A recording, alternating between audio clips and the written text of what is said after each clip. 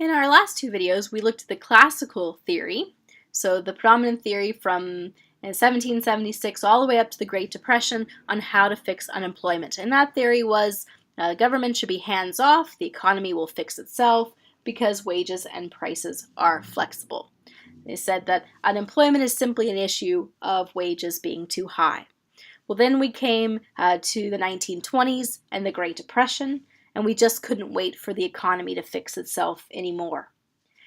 At that point, the predominant theory became that of John Maynard Keynes, so the Keynesian view of economics, which is the government should step in to prime the pump. And so because that decrease in demand was leading to less production, less income, less jobs, which is further decrease in demand, the economy just wasn't going to bounce back. And so the government needed to step in to create those jobs. Government spending leads to more income and more demand for goods. Well, we've been using that Keynesian approach for many years. What became a big challenge for economists is the 1970s. And if you recall, the 1970s was a period of stagflation. Stagflation means that we had high unemployment and we had high inflation. Well, if you ask the classical economists about stagflation, it shouldn't even happen. You shouldn't even have high unemployment and high inflation.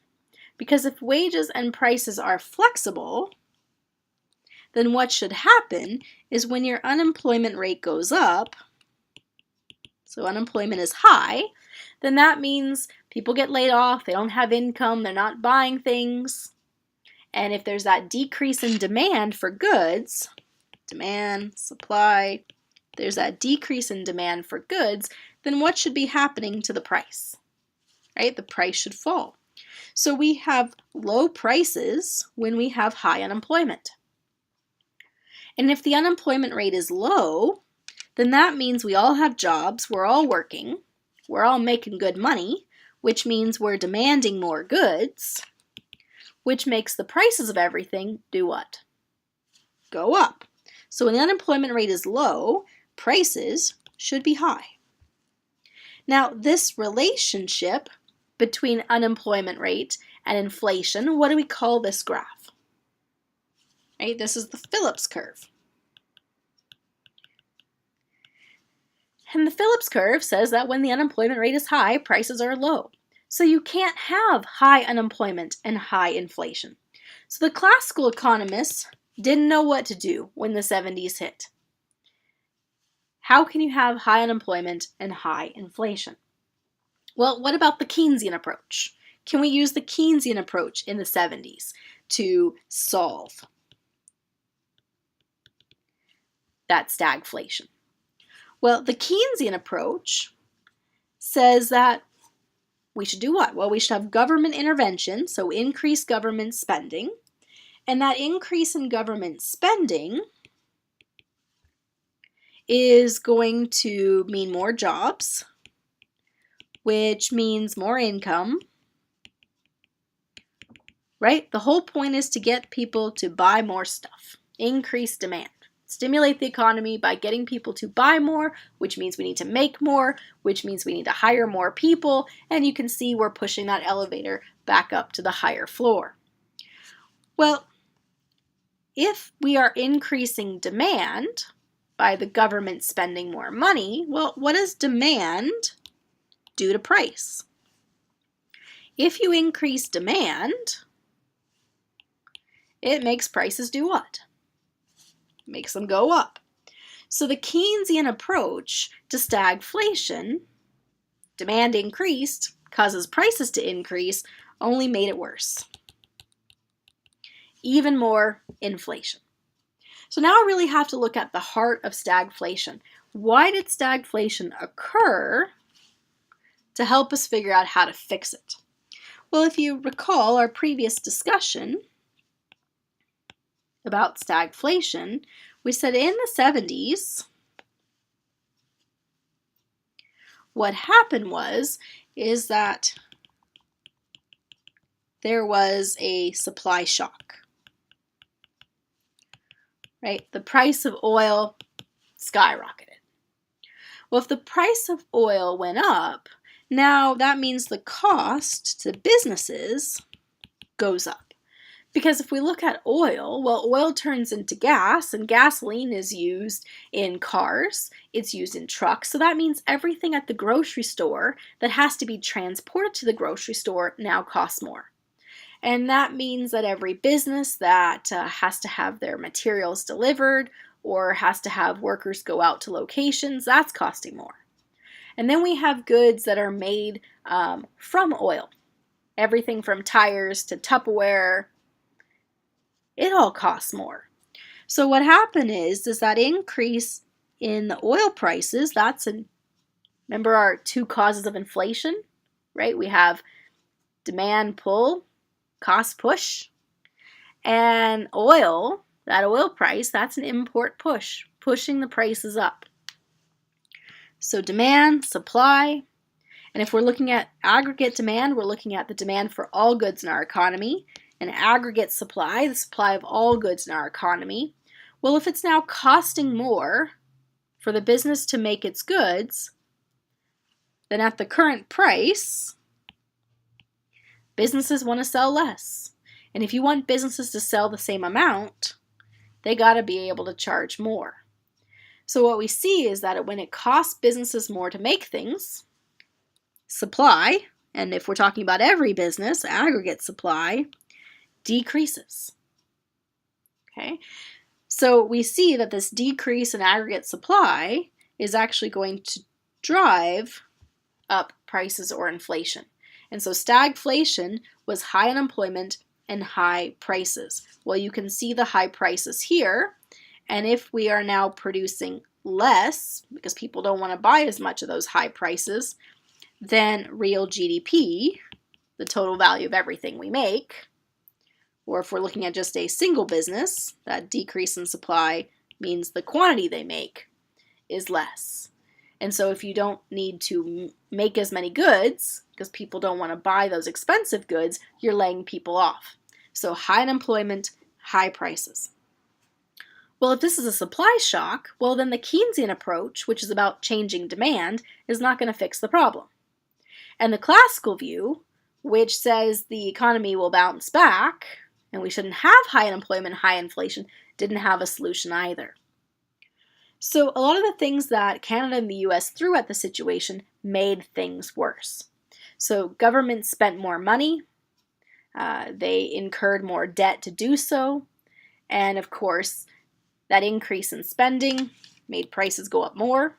If you are deficit spending, so you're financing this additional government spending by incurring debt, well, the more debt you have, the more risk you are for people to loan to you, right? Because there's a concern you might not be able to pay them back. So the more debt you incur, if you want to borrow more money, then, well, in order to get people to lend you more money, you have to pay them a higher rate of return. So that higher debt leads to higher interest rates, which makes things even more costly, right? You're less likely to borrow money for the house, for the car, with higher interest rates. What we also see at this time is the rise of minimum wage. Because everything had gotten so expensive, people couldn't afford basic goods and services. So one approach, one solution, is to create a minimum wage so you can't pay people less than a certain amount. That way they can afford what they need. Well, the idea is good because it means that we put money in people's pockets so they can buy the necessities. The challenge to this, though, is that if you push up the wage, it's no longer a flexible wage. So when the unemployment rate goes up, that wage can't fall because that minimum wage there. So that lack of flexibility of the wage is why the classical view wasn't working. It also meant that higher wages cost businesses more, and any increase in cost decreases supply and drives up the price even further. So what was the solution to stagflation? Well, along came a theory called the supply side. It's also been known as Reaganomics because it was championed by US President Ronald Reagan. But the supply side was also used in Canada as well as in England. So Margaret Thatcher also used the supply side approach. So how does that supply side approach work? Well, if our unemployment is being caused by a decrease in supply because that increase in cost, all right, so we're saying our recession is caused by supply decreasing because costs to the business are too high, then the solution is to figure out how to get businesses to produce more. How do you increase supply?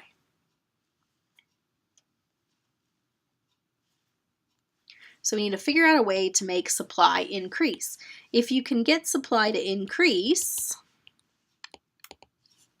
right, shift it to the right, then you're going to have your prices fall, and where all the companies will be producing more goods, so real GDP will be increasing as well. So how do we get businesses to produce more goods? Well, we can do things like cut taxes. Okay, we'll make it cheaper to the business to produce. Remember that of the 6 things that shift supply, business taxes were one of them. So if you can change the taxes, corporate taxes, taxes on profits, those type of thing, you get businesses to produce more. We can also reduce like red tape, regulations, any of the hoops that businesses have to jump through in order to get them to produce more. So if we can reduce the cost of the business, businesses will produce more, it makes prices fall, and it increases the amount of goods being produced. So we saw that under Ronald Reagan, we saw that under Margaret Thatcher, a lot of cuts in taxes, a lot of deregulation, especially on things like environmental protection, on procedures in terms of what businesses have to do in order to borrow money. And so all of this is to get businesses a bit more freedom so that they can do their business and produce more goods. Well, what about Canada? We didn't mention Canada in this supply side approach. And that's because we've been very limited in our supply side approach. The closest we get is kind of under Mulroney. Mulroney privatized a lot of industries. So the idea here is that companies that used to be owned by the government can now be privately owned. So now there's a profit incentive for businesses to become more efficient, lower their costs, and that should increase supply. We did see more opening up of trade so that Canadian businesses could have more buyers, and so they're more likely to grow and expand. What we didn't see with Mulroney was as much of the reduced regulations and as many cuts in taxes, because under him sales tax in Canada went up, as well as we created a lot of our environmental regulations came under him.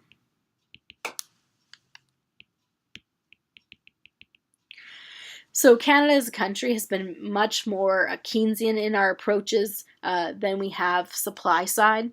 If you look at the U.S. government, the Republican Party is much more a supply side approach. The Democrats are much more the Keynesian approach, because the Keynesian approach is about more government control, and the supply side is really about removing the role of the government, and it's more about businesses having freedom. In Canada, when we look at the NDP and the Liberals, they very much take a Keynesian approach. Even when you look at the PCs, they also tend to take a more Keynesian approach as well. So we don't see as much of the division between supply side and Keynesian within Canada. Well, and because increasing supply fixed the problem of the decrease in supply during stagflation of the 70s, supply went up, prices went down, more jobs, and it was fixed.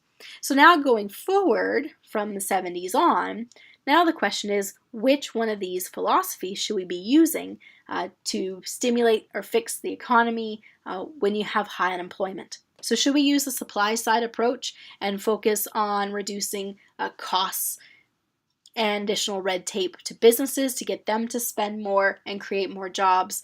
Do we focus more on demand and getting customers to spend more by putting more income in their pocket, whether it comes from when it comes from the government priming the pump? Or should the government butt out and we should let the economy fix itself? Which approach do you think is the best approach going forward?